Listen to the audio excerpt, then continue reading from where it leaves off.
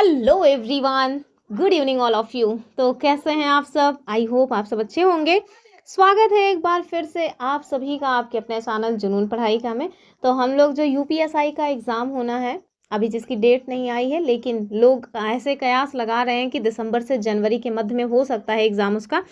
तो उसके लिए 2021 में जो 50 सेट्स हुए थे ऑनलाइन एग्ज़ाम, उसके हम लोग प्रीवियस ईयर क्वेश्चन सॉल्व कर रहे हैं डिटेल में उसकी व्याख्या के साथ। ठीक है, तो हमने इसमें 2 वीडियोस ऑलरेडी पब्लिक कर दिए हैं, 2 वीडियो अर्थात 2 सेट्स हमने सॉल्व करा दिए हैं। आज हम लोग तीसरा सेट लेकर के आए हुए हैं। तो चलिए देखते हैं क्या कुछ खास क्वेश्चंस पूछे गए थे हमारे सेट नंबर 3 में। और यदि आप लोगों को वीडियोस पसंद आता है तो लाइक वाइक ज़रूर कर दिया करिए, चैनल को सब्सक्राइब कर लीजिए अगर आप पूरा का पूरा एमसीक्यू प्रीवियस ईयर क्वेश्चन वाला सॉल्व करना चाहते हैं तो चलिए देखते हैं क्या कुछ खास पॉइंट्स हैं। और वीडियो को लाइक तो करना बिल्कुल भूलिएगा ही नहीं। देखते हैं आज का अपना पहला क्वेश्चन। तो चलिए देखते हैं अपने पहले क्वेश्चन को हम लोग। और हमारा जो पहला क्वेश्चन है वो देखिए क्या पूछ रहे हैं आपसे। यहाँ आपसे पूछा जा रहा है कि भारत में संवैधानिक रूप से जो हिंदी है ना, उसका स्वरूप क्या है। ऐसे बहुत सारे लोग होंगे जिनको लगता होगा कि हिंदी हमारी राष्ट्रभाषा है। तो आप बिल्कुल भी इस चीज़ का कन्फ्यूज़न अगर है आपके दिमाग में तो उसको निकाल के बाहर फेंकिए। हिंदी हमारे राष्ट्र की भाषा नहीं है, हमारी मतलब कि राष्ट्र की कोई भी भाषा नहीं है। ठीक है, जैसे हमारे राष्ट्र का कोई धर्म नहीं है, वैसे ही हमारी राष्ट्र की कोई भाषा नहीं है। ठीक है, तो हिंदी को हम लोग क्या कहते हैं, मतलब हिंदी जो हमारी भाषा है उसको हम लोग आए दिन मतलब जरूर कभी ना कभी सुनते होंगे। हिंदी हमारी भाषा है, किस चीज़ की भाषा, मतलब कौन सी भाषा है अगर राष्ट्रभाषा नहीं है तो वही आपको बताना है। और देख रहे हैं परेशान हो जाएं, कंफ्यूज हो जाएं, इसी वजह से पहले ऑप्शन पे ही राष्ट्रभाषा लिखा गया है। ये ट्रैप होता है एग्जामिनर के द्वारा जो कि बिछाया जाता है बच्चों को फंसाने के लिए, उसमें गिराने के लिए। तो आपको इस ट्रैप में फंसना नहीं है। हमारी राष्ट्रभाषा नहीं है, विश्व भाषा तो बिल्कुल हो ही नहीं सकती है, ग्लोबल लैंग्वेज कोई भी नहीं है। इस समय ग्लोबल लैंग्वेज इंग्लिश बनने का प्रयास कर रही है, चाइना भी सोच रहा है हमारी जो मैंडेरिन लैंग्वेज है वो ग्लोबल लैंग्वेज हो जाए। हालांकि भी एज अ ग्लोबल लैंग्वेज किसी को भी टाइटल नहीं मिला है कि ये ग्लोबल लैंग्वेज है, इंग्लिश को लोग मान रहे हैं बस। ठीक है, मातृभाषा तो हो ही नहीं सकती है, तो क्या है, ये हमारी राजभाषा। ठीक है, अब मातृभाषा का मतलब है कुछ लोगों की हो सकती है मातृभाषा ना। आप दक्षिण भारत में जाएंगे तो वहाँ उनसे कहिएगा कि मतलब कि आपकी हिंदी मातृभाषा है, तो वो तो आपको मतलब लेके लाठी दौड़ पड़ेंगे कि अरे ये क्या बकवास कर रहे हो। ठीक है, तो इसकी जो मतलब इस क्वेश्चन का जो सही उत्तर है वो क्या हो जाएगा, राजभाषा। ठीक है, तो हिंदी हमारी राजकीय भाषा है, राजकाज की भाषा हमारी हिंदी है। ठीक है, अब देखिए हमारा जो संविधान है, हमारे संविधान में टोटल आपको वर्तमान में 25 भाग देखने को मिलते हैं। ठीक है, उन 25 भाग में आपको हमें कमेंट करके बताना है कि कौन सा भाग है जो हमारी भाषाओं से संबंधित है। ठीक है, आपके लिए ऑप्शंस दे रहे हैं 16, 17, 18, 19। ठीक है, 4 ऑप्शंस हैं आपके पास। अब अगर आपको पता होगा तो आप कर ले जाइएगा, वरना फिर नहीं कर पाएंगे। यहाँ आपको आर्टिकल वगैरह दिया गया है, तो हम लोग आर्टिकल के बारे में थोड़ा चर्चा कर लेते हैं। तो भारत में संवैधानिक रूप से जो हमारी हिंदी है उसको राजकाज की भाषा घोषित किया गया है। ठीक है, संविधान का जो आर्टिकल 343 है इसके अनुसार भारतीय संघ की राजभाषा जो है वो हिंदी होगी। और लिपि कौन सी होगी, तो बताइए क्या लिपि, मतलब कि क्या होगी, गुरुमुखी लिपि होगी क्या? नहीं, गुरुमुखी लिपि नहीं होगी, देवनागरी होगी। ठीक है, तो ध्यान रखिएगा कि जो हमारे संविधान का आर्टिकल 343 है वो कहता है भारतीय संघ की जो राजकाज की भाषा होगी, यानी राजकीय भाषा या राजकाज की भाषा, वो क्या होगी, वो होगी हिंदी। और लिपि उसकी क्या होगी, देवनागरी। ठीक है, चलिए आगे देखिए। रोमन लिपि लिख करके कंफ्यूज किया जा सकता है आपको। नेक्स्ट क्वेश्चन, इनमें से कौन सी बोली पश्चिमी हिंदी की बोली है, बताइए। पश्चिमी हिंदी की बात की जा रही है, कौरवी, कन्नौजी, ब्रजभाषा या फिर ये सभी। तो जाहिर सी बात है कि ये सभी हो जाएगा, ऑप्शन डी वाला। यानी कि इनमें आपको कौरवी, कन्नौजी, ब्रजभाषा ये सभी ना पश्चिमी हिंदी की बोलियों के रूप में देखने को मिलेंगे। तो देखिए बुंदेली, कन्नौजी, ब्रज, खड़ी बोली, यही जो खड़ी बोली है ना इसी को कौरवी कहा जाता है, आकार बहुला ये भाषा होती है। हरियाणी या हरियाणवी ये सभी ना पश्चिमी हिंदी की बोलियां हैं। ठीक है, अगर आप लोगों को थोड़ा कम विजुअल हो तो आप लोग प्लीज़ अपने वीडियो की क्वालिटी को थोड़ा इंक्रीज़ कर लीजिएगा, 360 कर लीजिएगा या 720 कर लीजिएगा या 480, जो भी करना चाहें कर लीजिएगा, जिससे विजुअलिटी थोड़ा ठीक हो जाए। ठीक है, वैसे तो अच्छा दिख रहा है, मैं भी देखती हूँ ना, अपलोड करने के बाद एक बार मैं अपने वीडियो को ज़रूर देखती हूँ, कहीं कुछ गलत तो नहीं बोल दिया। कभी कभी होता है फ्लो में कुछ गलत सलत निकल जाता है, तो फिर उसके लिए बाद में फिर पछतावा करने से अच्छा है कि फिर बाद में आप उसे अगली वीडियो में सुधार दें। तो वही करना होता है, इस वजह से एक बार हम खुद भी अपनी वीडियोज़ को देखते हैं तो वहाँ हमें पता चलता है कि विजुअलिटी ठीक है, लेकिन फिर भी अगर किसी को इशू हो तो वो अपने वीडियो की क्वालिटी थोड़ा इंक्रीज़ कर लें। नेक्स्ट क्वेश्चन हम लोग देखेंगे, और यहाँ आपसे कह रहे हैं कि इनमें से कह रहे हैं कौन सी बोली आकार बहुला है। अभी मैंने फर्स्ट वाले क्वेश्चन में एक्सप्लेनेशन में बढ़ा मतलब बताया हुआ था कि जो कौरवी है यानी कि जो खड़ी बोली है वो आकार बहुला भाषा है। ठीक है, तो कौरवी या खड़ी बोली ये देखिए आकार बहुला है। जो हमने पहला वाला सेट सॉल्व कराया था ना, उसमें ये क्वेश्चन पूछा गया था आकार बहुला वाला। देखिए तीसरे सेट में भी यही क्वेश्चन सेम पूछा गया है, रिपीट क्वेश्चन है ये। आगे देखिए कि प्राचीन बोली का क्षेत्र प्राचीन कुरु जनपद है। इसी आधार पर राहुल सांकृत्यायन के द्वारा इस बोली को कौरवी की संज्ञा दी गई है। तो ये क्वेश्चन अपने आप में इम्पोर्टेंट बन सकता है कि जो हमारी कौरवी भाषा है, ठीक है, जो है किसके द्वारा कौरवी जो है ये संज्ञा दी गई है खड़ी बोली को। तो फिर पता होना चाहिए कि राहुल सांकृत्यायन। कभी कभी ना ये जो सांकृत्यायन है इनका वर्तनी शुद्धिकरण में पूछ लिया जाता है और लिख के क्या देते हैं सांस्कृत्यायन। तो ध्यान से देखिए राहुल सांकृत्यायन है। ठीक है, नेक्स्ट क्वेश्चन देखिए। अभी पावर्ग का उच्चारण स्थान क्या है ये आपसे पूछा जा रहा है। तो पावर्ग, तो आपको पता होगा टोटल 5 वर्ग में 25 मतलब कि वर्ण आते हैं। ठीक है, 5 वर्ग है उसमें 25 वर्ण आते हैं। वर्ग और वर्ण दोनों का मतलब अलग अलग ही प्रोनाउंसिएशन है, गलत कंफ्यूज मत होइएगा।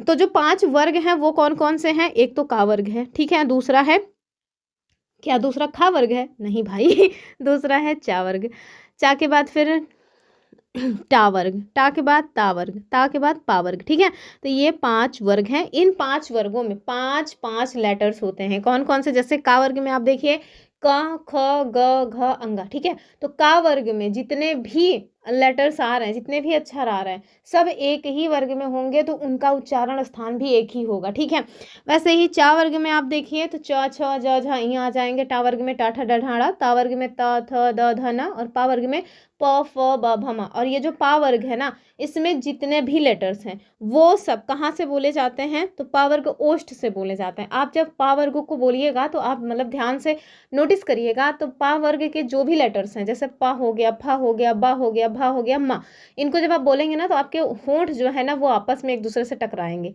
तो इसी वजह से, इन्हीं उच्चारण स्थान की वजह से मतलब आपके लिप्स जो है या आपकी जो जिह्वा है वो कौन से मुख में कौन से भाग को स्पर्श कर रही है, उसी से हम लोगों को ये पता चलता है कि किस वर्ग का जो मतलब लेटर है वो कहाँ से बोला जाएगा। जैसे आपको यहाँ पे मतलब एक्सप्लेनेशन में दिया गया है कि पा वर्ग का उच्चारण स्थान ओष्ठ है, क्योंकि आप जब भी पा वर्ग के लेटर्स को प्रोनाउंसिएशन करेंगे तो आपके जो होंठ है वो आपस में टकराएंगे। आप बोल करके देखिए ना, थोड़ा मतलब तेज से बोल के देखिएगा, मन में नहीं, मन में बोलेंगे तो क्या ही होगा।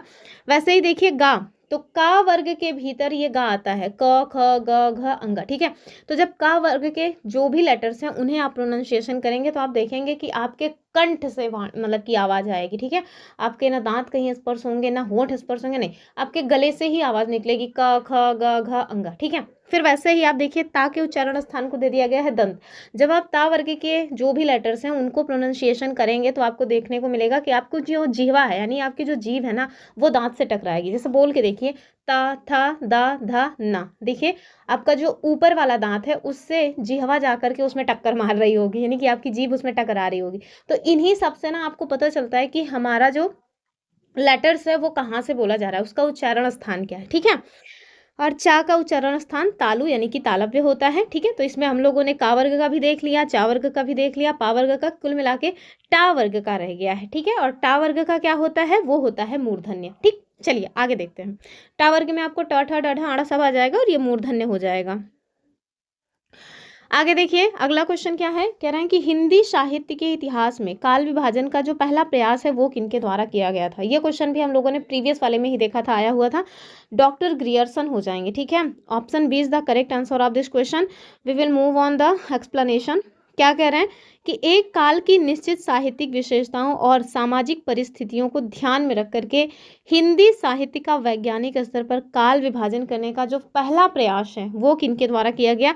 जॉर्ज ग्रियर्सन के द्वारा। और इनके द्वारा मतलब ये जो प्रयास है वो कहाँ किया गया? क्या हवा में किया गया? नहीं, इनके द्वारा एक बुक लिखी गई, उस बुक में इनका ये प्रयास दिखता है। और वो बुक क्या है?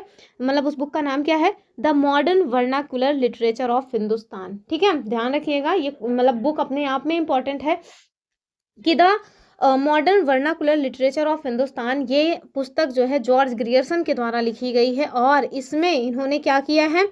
हिंदी साहित्य के काल विभाजन का पहला प्रयास किया है। ठीक है, चलिए नेक्स्ट क्वेश्चन देखिए।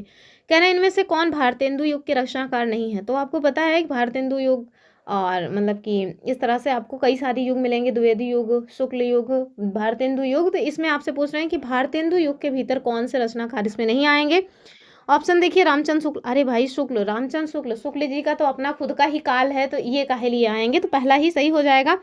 बाकी प्रताप नारायण मिश्र, शिव प्रसाद सितारे हिंद और मतलब कि प्रेमघन, बद्रीनाथ, देखिए नाम भुला गया मुझे, प्रेमघन ऐसे ही कुछ नाम है उनका, आप थोड़ा कमेंट कर दीजिएगा कि मे भी आपको याद हो।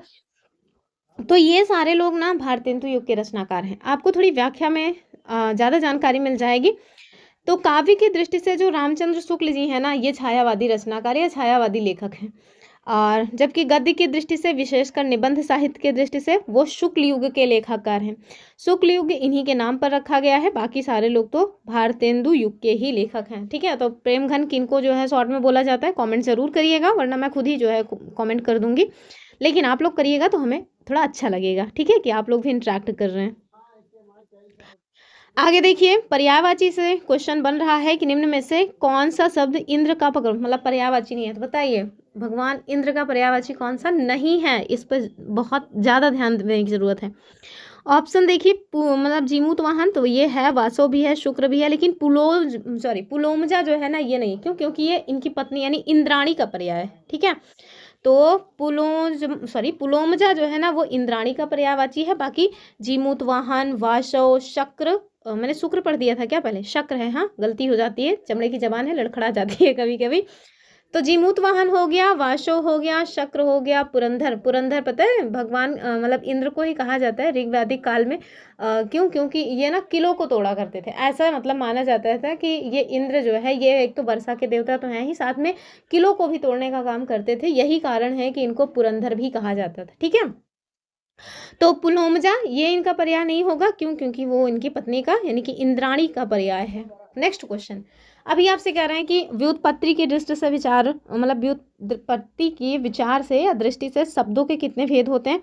तो ये भी मैंने आपको एक बार बताया जरूर है।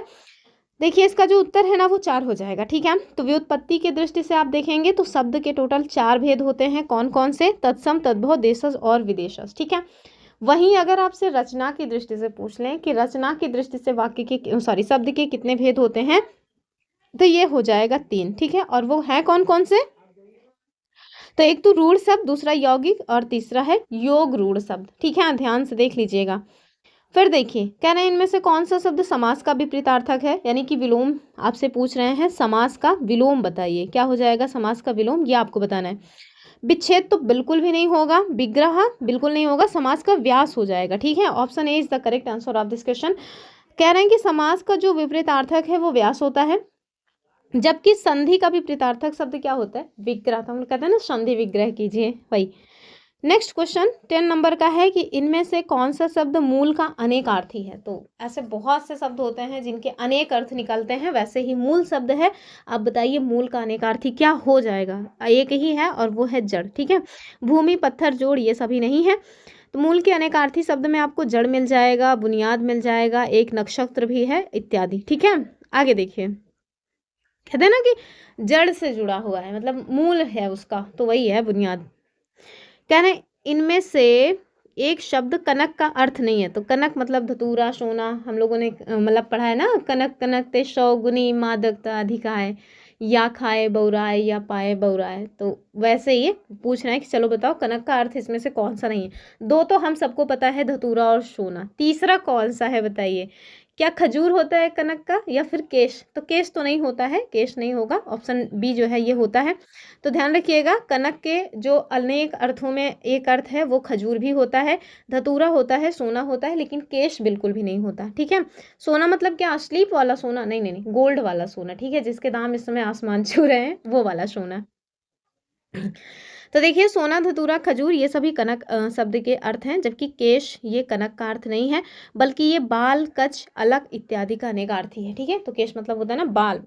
आगे देखिए, यहाँ आपसे कह रहे हैं अप्रमेय किस वाक्यांश के लिए उपयुक्त शब्द है, और आपको देखने को मिल रहा होगा कि इसके दो दो उत्तर आयोग के द्वारा बताए गए हैं, तो आप भी उन्हीं दोनों को मान लीजिए।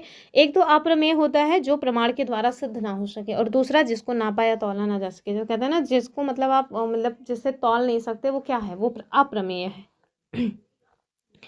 आगे देखिए, नेक्स्ट क्वेश्चन, ऐसा फूल जो पूरा खिला ना हो उसको हम लोग क्या कहते हैं? क्या कहते हैं? अधखिला। तो अधखिला का मतलब तो हो जाता है आधा खिला हुआ, तो पूरा ना खिला होगा क्या क्या कहेंगे? पुष्प। तो पुष्प तो जब पूरा खिल जाता है तब होता है।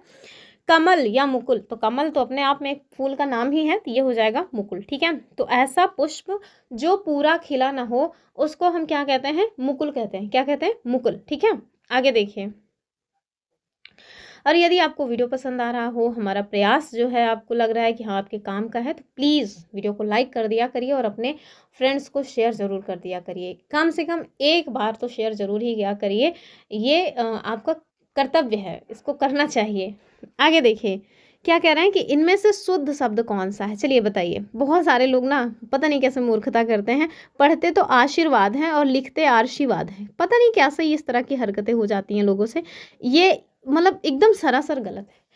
पढ़िएगा अगर शुद्ध तो अपने आप ही सही लिखिएगा, तो ध्यान से पढ़िया करिए।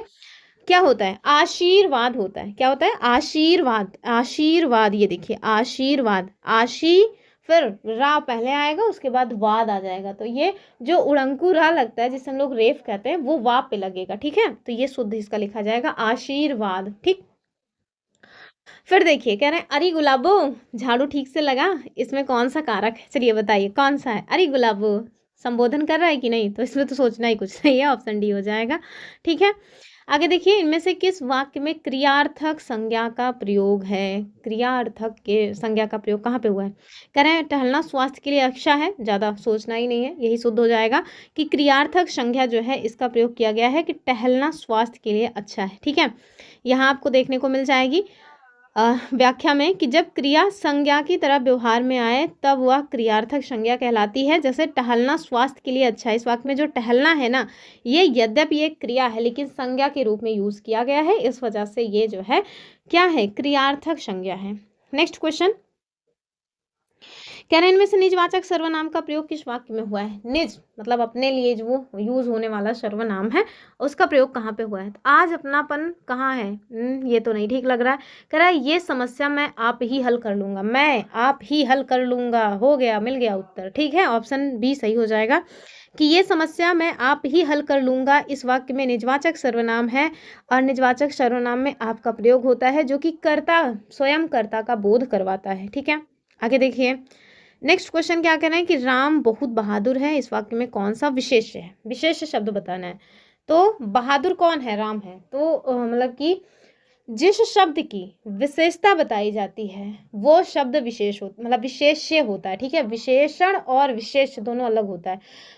विशेषण क्या होता है? तो जिस शब्द के द्वारा किसी वस्तु, व्यक्ति या स्थान की विशेषता बताई जाती है उसे हम विशेषण कहते हैं, लेकिन जिसकी विशेषता बताई जा रही है वो विशेष्य होता है। जैसे राम सुंदर है, तो राम क्या है? सुंदर है। सुंदर क्या है? विशेषण। कौन सुंदर है? राम। तो राम क्या हो जाएगा? विशेष। ठीक है, तो वह घोड़ा काला है, काला क्या है? घोड़ा। और काला जो है किसकी विशेषता बता रहा है? घोड़े की। तो घोड़ा क्या हुआ? विशेष। तो वैसे ही यहाँ देखिए, राम बहुत बहादुर है, तो बहादुर कौन है? राम। ठीक है, और ये जो बहुत आया है ये क्या है? ये ना विशेषण का विशेषता बता रहा है, यानी कि प्रविशेषण हो जाएगा। ठीक है, तो विशेषण की विशेषता बताने वाले जो शब्द होते हैं वो प्रविशेषण होते हैं।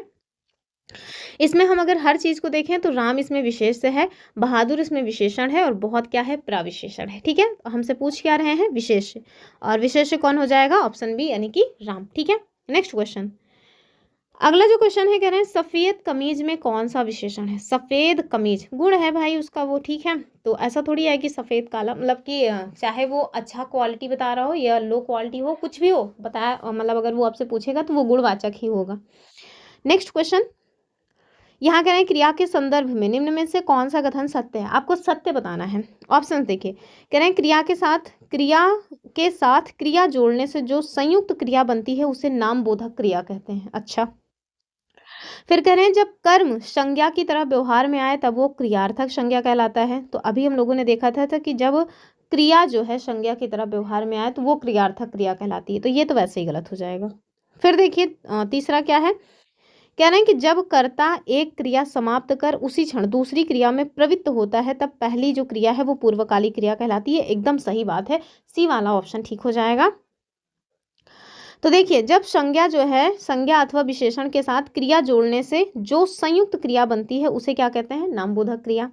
जब क्रिया संज्ञा की तरह व्यवहार में आए तब वो क्रियार्थक संज्ञा कहलाती है। और जब कर्ता एक क्रिया को समाप्त कर उसी क्षण दूसरी क्रिया में प्रवृत्त होता है तब पहली क्रिया पूर्वकालिक क्रिया कहलाती है। जैसे मैंने खाना खा करके आराम किया, तो खाना खाकर क्या हो गया, पूर्वकालिक क्रिया हो गई। आराम किया तो भी वर्तमान में, या मतलब कि आराम किया, वैसे तो ये पास्ट का हो जाएगा। तो मैंने पहले खाना खाया उसके बाद आराम किया, पास्ट में ही किया था, लेकिन है तो मतलब खाना खाने की जो क्रिया है वो पूर्वकालिक क्रिया हो जाएगी। ठीक है, नेक्स्ट क्वेश्चन देखें। अभी आपसे पूछ रहे हैं चलिए बताइए इसमें कौन सा काल है। तो प्रेजेंट, पास्ट, फ्यूचर और इसके कितने भेद हैं, इन सबसे क्वेश्चन हमेशा ही बनते हैं। अंग्रेजी में नहीं, हिंदी में बता रहे हैं। ठीक है, तो देखिए राम गया, गया मतलब समझ रहे हैं ना कि ये पास्ट की बात है, पहले ही मतलब कि चला गया होगा तभी ये बात आ रही है। तो क्या हो जाएगा, ये हो जाएगा सामान्य भूतकाल। ठीक है, तो राम गया, श्याम गया, मोहन गया, ये जितने भी गया हैं ये सब क्या हो जाएंगे, सामान्य भूतकाल की घटना है। Option A is the correct answer. यहाँ देखिए राम गया इस वाक्य में सामान्य भूतकाल है। जब भूतकाल की क्रिया के विशेष समय का ज्ञान नहीं होता है तो वहां पर क्या होता है, सामान्य भूतकाल। ठीक, नेक्स्ट, यहाँ आपसे क्या कह रहे हैं कि जब क्रिया वाक्य की क्रिया के लिंग वचन और पुरुष कर्ता के लिए लिंग वचन और पुरुष के अनुसार हो तब वाक्य में कौन सा वाच्य होता है। तो ये जो है ना ये कर्तृवाच्य होगा। ठीक है, और यही अगर कर्म के अनुसार होता तो क्या हो जाता, कर्मवाच्य। कर्तृवाच्य इट मीन्स एक्टिव वॉइस। ठीक है, एक्टिव वॉइस। और कर्म के अनुसार होता तो वो हो जाता कर्मवाच्य, दैट मीन्स पैसिव वॉइस। ठीक है, और भाव के अनुसार होता तो भाववाच्य। तो अंग्रेजी में तो होता नहीं है मतलब कि फील, यहाँ पे तो एक्टिव पैसिव होता है, वहाँ पे फील तो होता नहीं है कि फील वाच्य होता होगा, कुछ ऐसा नहीं। कुल मिला करके कोई ऐसा वर्ड मुझे याद नहीं आ रहा, लेकिन हाँ एक्टिव पैसिव इंग्लिश में होता है, लेकिन हिंदी में जब हम आते हैं तो यहाँ पे कर्तरी, कर्म और भाव तीन वाच्य हो जाते हैं। ठीक है, नेक्स्ट क्वेश्चन देखिए, कह रहे हैं इनमें से विस्मयादि बोधक अव्यय का उदाहरण कौन सा है। तो जिसको देख करके विस्मय हो बताइए। कह रहे हैं यहाँ वहाँ और धन धन्य, धन्य धन्य है दरअसल, जहाँ जहाँ और यहाँ वहाँ और वहाँ, तो ये क्या हो जाएगा, धन्य धन्य। ठीक है, तो कहते हैं ना धन्य धन्य हो भगवान, वही है विस्मयादि बोधक। ठीक है, और ये हर्ष बोधक अव्यय के अंतर्गत आ जाता है। नेक्स्ट क्वेश्चन, कह रहे हैं इनमें से पांडित्य में प्रयुक्त प्रत्यय कौन सा है। ये क्वेश्चन बताइए कि पांडित्य में कौन सा प्रत्यय यूज हुआ है। तो प्रत्यय क्या होता है, जो किसी भी शब्द के पीछे लगता है। ठीक है, और उपसर्ग क्या होता है, किसी भी शब्द के आगे लगता है और अर्थ को थोड़ा सा चेंज करता है, अर्थ का अनर्थ नहीं कर देता। कभी कभी हो जाए तो नहीं बता सकते, क्योंकि देखिए कुछ भी ना अंतिम सत्य नहीं होता है।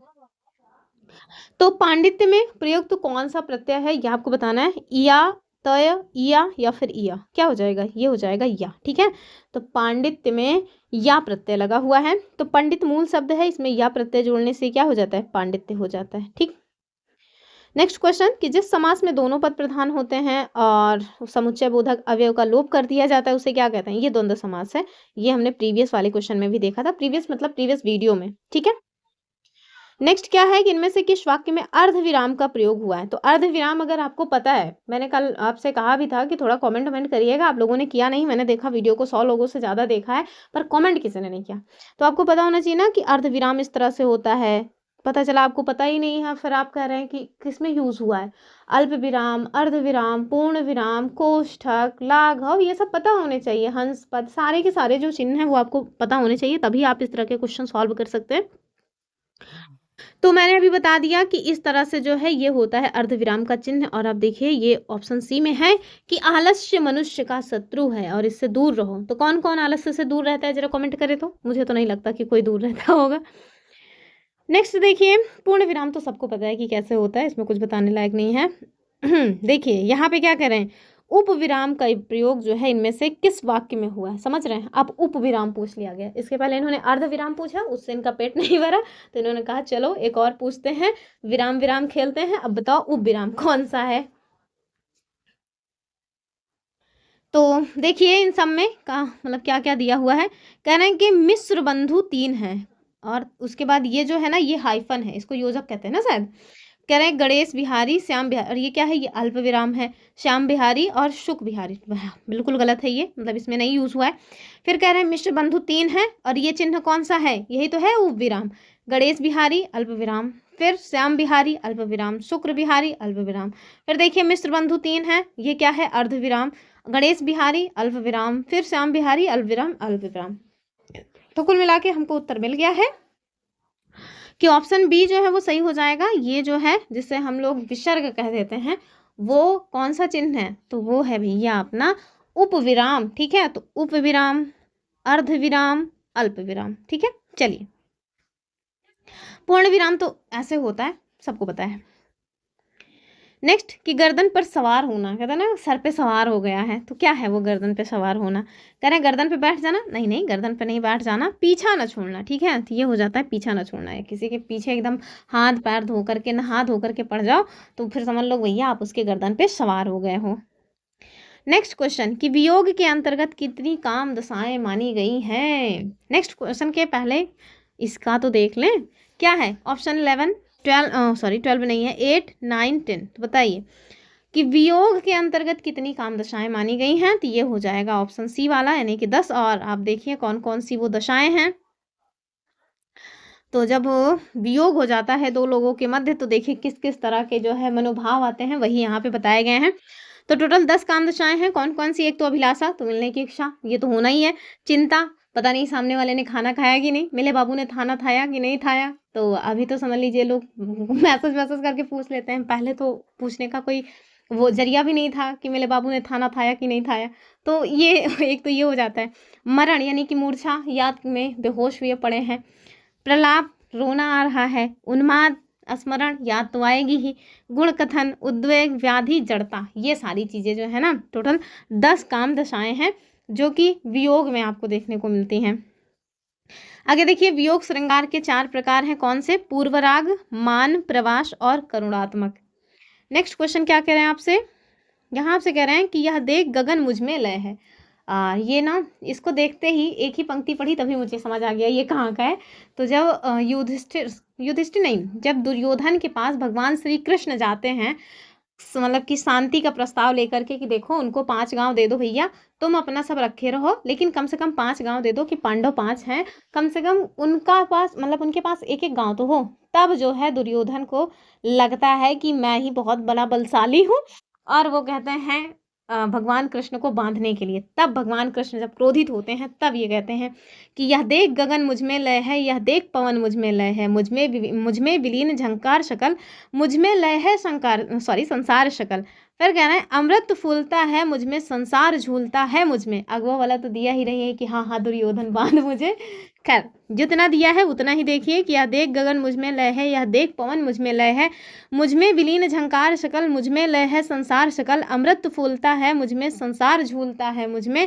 इनमें कौन सा रस है बताओ। देख के तो लग रहा है कि एकदम मतलब गुस्से वाले होंगे या फिर अद्भुत रस या फिर मतलब कि वीर रस। तो वीर तो बिल्कुल नहीं होगा क्योंकि भगवान कृष्ण जो है वीरता पूर्वक कह तो रहे नहीं कि आज मैं तुम्हारा वध कर दूंगा, ये नहीं है। अद्भुत रस हो जाएगा। ठीक है, भगवान कृष्ण की ऐसी जो मतलब की दशा है उसको देख करके तो वो उसको तो यही लगा होगा कि अरे ये क्या हो गया, ये क्या हो गया। तो देखिए तो ये जो पंक्तियां हैं ना किनकी हैं पहले तो यही जाने रहिए कि जहाँ तक मुझे याद आ रहा है भगवान ये जो मतलब है दिनकर जी की है ना, कहीं मुझे गलत तो नहीं याद आ रहा है? अगर गलत याद आ रहा हो तो आप लोग किस लिए हैं कमेंट करिएगा। मुझे तो लग रहा है दिनकर जी की ही हैं।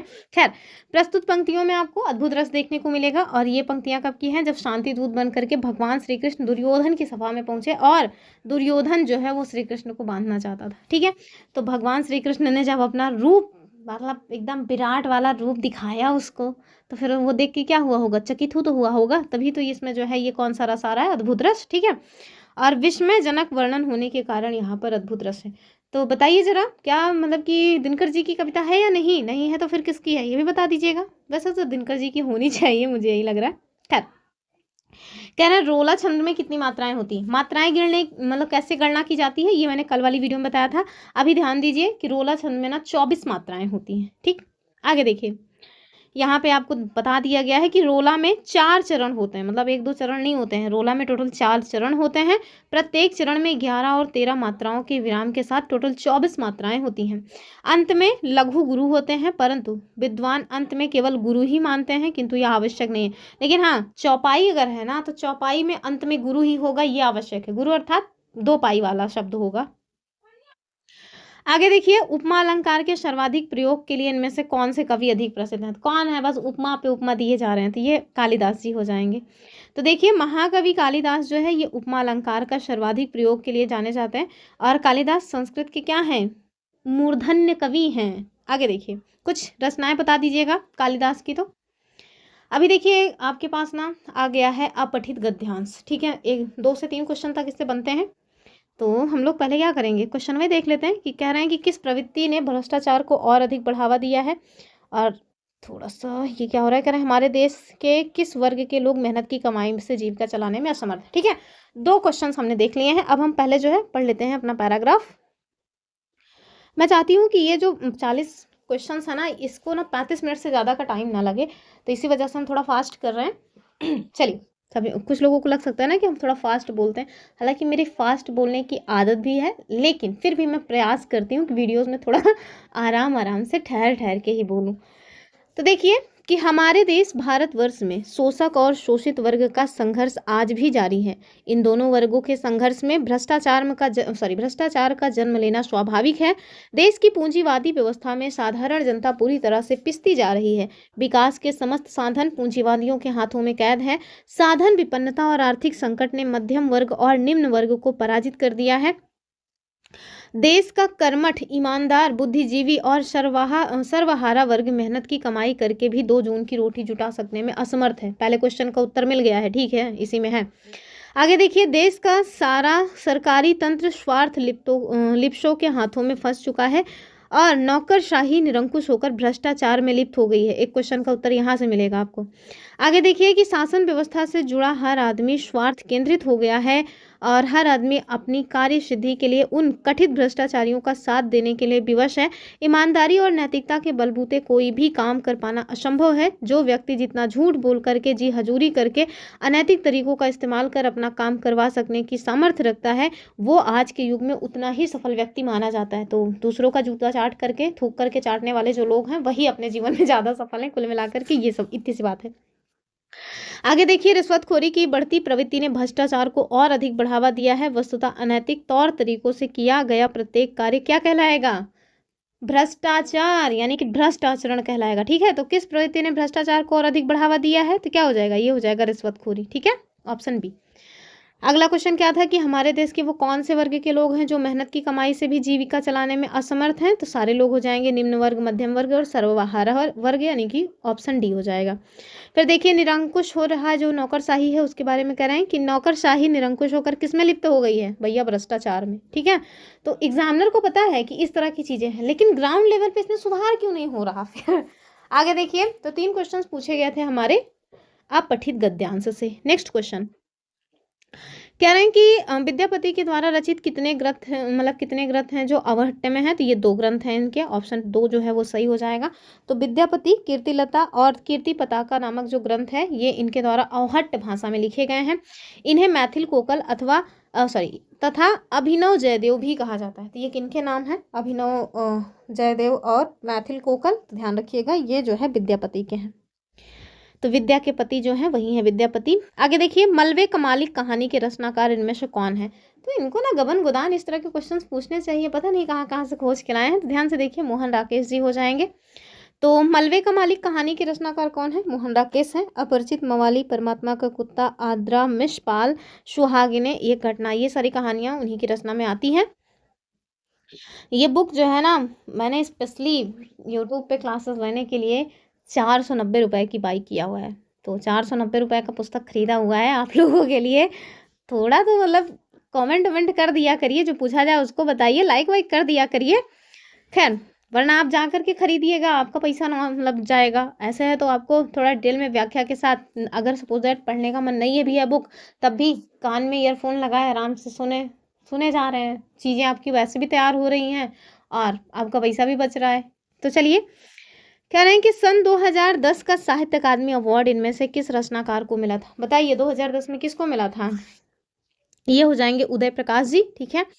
तो सन 2010 का हिंदी में साहित्य अकादमी अवार्ड उदय प्रकाश को उनके लघु उपन्यास मोहनदास के लिए दिया गया था, ठीक है। तो मोहनदास करमचंद गांधी नहीं, केवल मोहनदास।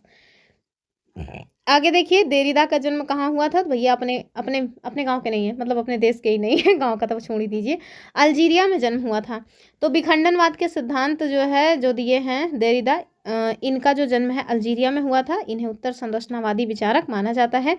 अब ये तो मेरे ख्याल से आप सबको पता ही होगा कि इनमें से वारकरी संप्रदाय के प्रवर्तक कौन है, ये आपको बताना है। तो ये हो जाएंगे ज्ञानेश्वर, ठीक है। Option B is the correct answer of this question, कि बरकरी संप्रदाय के प्रवर्तक हैं ज्ञानेश्वर। तो देखिए, संत ज्ञानेश्वर ये ज्ञान देव के नाम से जाने जाते हैं, बरकरी संप्रदाय के प्रवर्तक हैं। और बरकरी का अर्थ क्या होता है? बकरी होता है क्या? नहीं भाई, यात्रा करने वाला, ठीक है। तो टोटल 40 क्वेश्चंस डन हो गए हैं तब 35 मिनट्स में। आई होप आपने कुछ नया जाना होगा, वीडियो आपको समझ आई होगी, एक्सप्लेनेशन आपको मज़ेदार लगी होगी। और यदि चीज़ें ठीक लगी हैं तो वीडियो को लाइक वाइक करके चैनल को सब्सक्राइब कर लीजिए। फिर मिलते हैं अपनी अगली वीडियो में, तब तक के लिए नमस्कार एंड जय हिंद।